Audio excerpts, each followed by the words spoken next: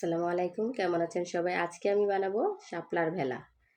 তো এই শাপলা ভেলা বানিয়ে আমি পানিতে নয়, এই শাপলার ভেলা বানিয়ে আমি তেলে ভাজবো। তো এর জন্য আমি শাপলার যে উপরে একটা আঁশ থাকে ওটাকে ভালো করে উঠিয়ে নিচ্ছি। তারপর পরিমাণ মতো টুকরা করে নিচ্ছি। এই টুকরাগুলোকে আমি টুথপিক অথবা যে কোনো সাইজের একটা কাঠি নিয়ে আপনারা তারপর এগুলাকে ওই কাঠির মধ্যে গাঁথতে হবে শাপলাগুলোকে। তো আমার সবগুলা শাপলা প্রায় কাটা শেষ হয়ে গেছে। আমি দেখে দিচ্ছি কীভাবে গাঁথবো। তো আমি এভাবে শাপলাগুলোকে একটার পর একটা গেঁথে নিচ্ছি। তারপর শাপলাগুলোকে আমি ধুয়ে একটা ঝুড়িতে রেখে দেবো যাতে পানিটা ঝরে যায়, নাহলে এর ভিতরে অনেক পরিমাণ পানি ঢুকে ভাজতে গেলে তেলগুলো ছিটে আসবে। এই জন্য এগুলো পানি ঝরতে থাক। এই ফাঁকে আমি একটা বেটার বানিয়ে নিব।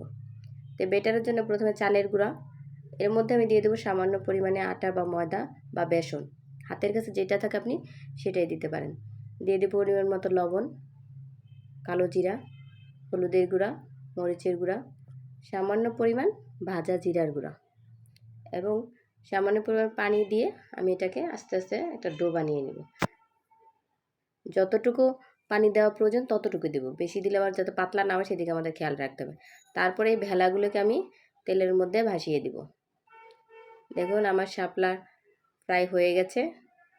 যারা শাপলা ভেলা বা শাপলা ফ্রাই এখনও খান নাই, এভাবে খেয়ে দেখতে পারেন। এখন বাজারে প্রচুর শাপলা পাওয়া যায়। আসলেই শাপলা ভাজাটা খুবই টেস্টি। শাপলা তো অনেকভাবে রান্না করে খেয়ে দেখছেন। যারা এখন এভাবে ভাজা খান নাই, খেয়ে দেখেন। আমি কখনো খাইনি, এই প্রথমবার খেয়েছি। খাওয়ার পর আমার কাছে ভালো লাগছে, তাই আপনাদের সাথে শেয়ার করলাম।